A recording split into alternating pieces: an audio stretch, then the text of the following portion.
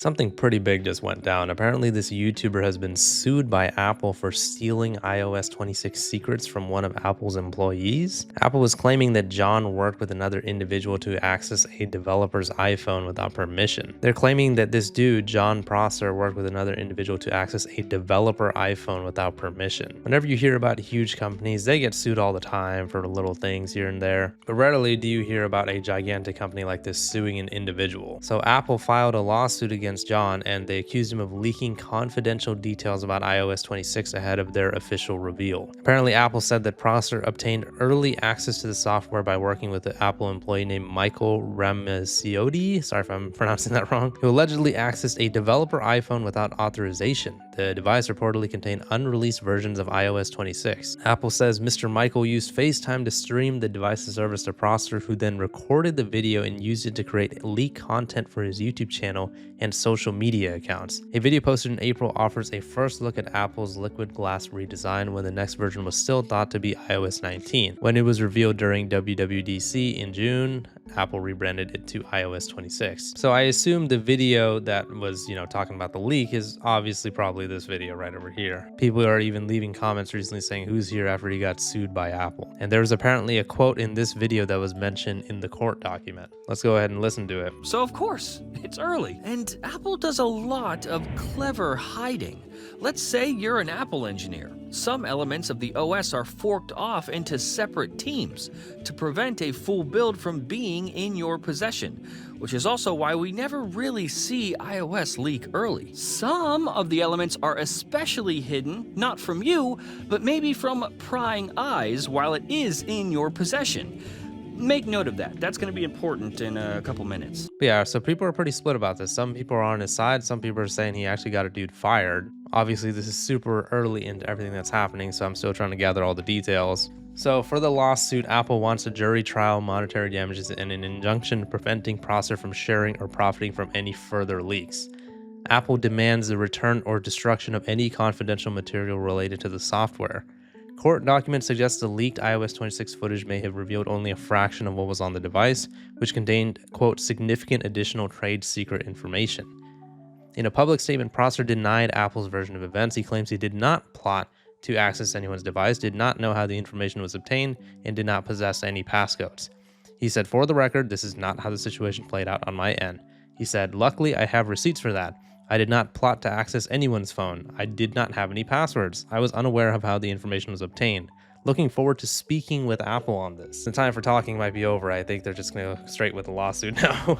But yeah, those statements were actually from Jon's Twitter itself, so it'll be pretty interesting to see how this plays out. Here's a little bit of information from the court document. So this person tweeted and said, wait, so allegedly Jon promised to pay someone in return to break into an Apple employee's iPhone running prototype software so they can get details about version 26 in liquid glass? Even without the NDA or trade secrets, this is like breaking into someone's safe, no? So details are pretty confusing, but just to get a few things clear, Michael Ramacciotti, again, sorry if I said that wrong, I guess he's not the Apple employee in question. He's just somebody who helped Jon get the information. Apparently, this is the Apple employee right here, Mr. Lipnik. So Michael used location tracking to determine when Mr. Lipnik would be gone for an extended period, acquired his passcode, and broke into his development phone, which Mr. Lipnik had failed to properly secure according to Apple's policies.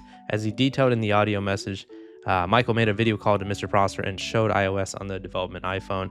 He demonstrated several features and applications, disclosing details of the unreleased iOS 19 operating system. Michael admitted he knew this access and copying was unauthorized and could put Mr. Lipnik's career in jeopardy, but he did it anyway. Apple subsequently ended Mr. Lipnik's employment for failing to follow Apple's policies designed to protect its confidential information, including development devices and unreleased softwares and features. According to Michael, Mr. Prosser proposed a scheme and promised to find a way out for Michael to get payment if Michael would provide access to Mr. Lipnik's development iPhone so Mr. Prosser could steal and profit from Apple's confidential information.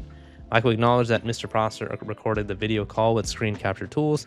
Mr. Prosser took videos of the trade secrets on the development iPhone, kept them on his own device, and disseminated those recordings to others. He shared the recordings with at least one person who reported back to Mr. Lipnik that recognized Mr. Lipnik's impartment in the recording. Ultimately, Mr. Prosser profited off Apple's trade secrets by at least sharing them in multiple videos on his business's YouTube channel, from which he generates ad revenue. Yeah, so if this is true, this Prosser guy is in a lot of trouble. So yeah, there are a lot of details to the story, so sorry if I messed anything up, but I am more interested in how the community is perceiving this story. Some people are replying to Jon's tweet saying that he didn't plot anything and he didn't take anyone's password, and saying stop lying, and they put a screenshot of something over here where it says that Lipnik's employment with Apple has already been terminated because he didn't follow the company's policies, and Lipnik also failed to disclose the breach to Apple once he learned of it through the others who recognized his apartment in the recorded FaceTime call, with Apple learning of the details from an anonymous email. Ooh, I wonder who sent the anonymous email. So I'm not super privy into the legal system. I'm an idiot who can barely even read, but I just want to say a few things and correct me if I'm wrong here. This is going to be a very, very bad situation for Jon. And the reason why it is because Apple is a trillion-dollar company that has a lot of money and a lot of legal power. And apparently, according to others, they've actually sued leakers before and won. And so I don't know. This just seems like it's going to be a really rough situation, even if Jon is 100% in the right and everything they said about him is wrong.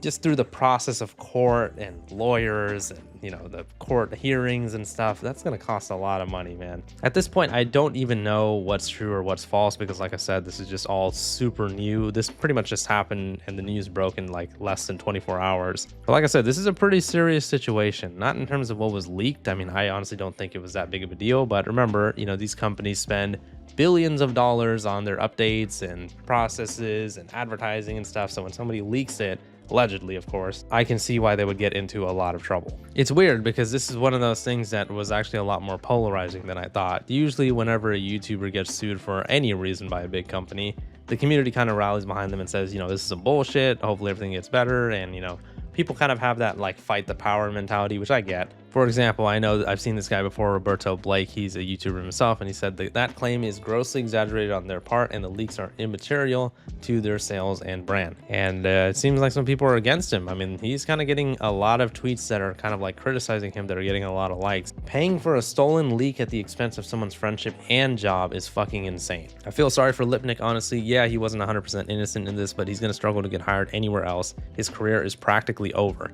And worse than that, he was betrayed by his friend. So much hate to Prosser in some of the post comments. Yeah, so I mean, you know, this is, like I said, a pretty detailed situation. It involves Apple, a massive company. It involves multiple people where things were getting leaked and, you know, FaceTimes were happening in apartments and all this stuff. And, you know, I myself am just dumb. So it's just hard to tell like who's kind of like in the right or wrong here. I mean, I guess we'll find out through like the legal system. But yeah, like I said, because this is a YouTube community issue with a YouTuber getting sued by a massive company, I was more so interested in the community's reaction to it. It's a shame he lost his job. He wasn't involved. If a source risks their job, that's their choice, but don't involve a third party without their consent. Ethan, referring to Mr. Lipnik, who was the Apple employee, is a good dude, just hung out with bad people. Yikes. No matter how much Jon Prosser says, oh, we made accurate renders based on what we saw, Apple is not stupid. They'll figure out the case and people involved.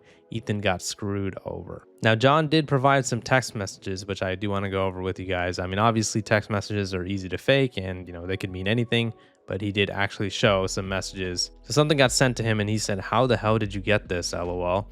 And then a message was deleted and then somebody's, you know, using that emoji of like, oh, shh, let's keep this a secret. And he said, what was deleted? And then the other person pulled a Kanye and said, I guess we'll never know.